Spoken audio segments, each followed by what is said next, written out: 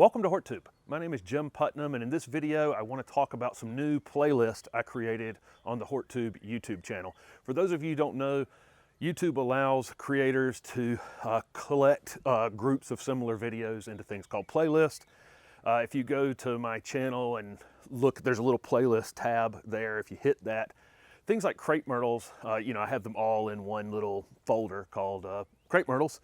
And so you can see all of those together. The one area I have failed to really group very well, though, is the zones that plants grow in. So if a plant grows in zones 5, 6, and 7, I now have a playlist called Zone 5, Zone 6, and Zone 7, and that plant will be in all 3 of those playlists. So if you're in Zone 5, I now have an organized space of all the plants I've covered so far that will grow in your zone. I think there's 55 in there so far. I have about 3 or 4 more pages to go through, so I haven't quite completed this, but as of right now, there's 55 videos in the Zone 5 playlist. There's more in Zone 6, more in I think there's 121 or something in my zone in Zone 7.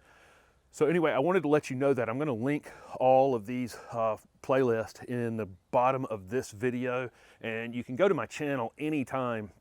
And like I say, there's tabs on there that say About, which is information about me, and Playlist, and just videos in a single list. But playlist is the best way to go and find something particular you're looking for. If you have a crepe myrtle interest in mind, there's a crepe myrtle playlist there, and you can just go through and see all the different crepe myrtles I've covered, gardenias, and so on and so forth.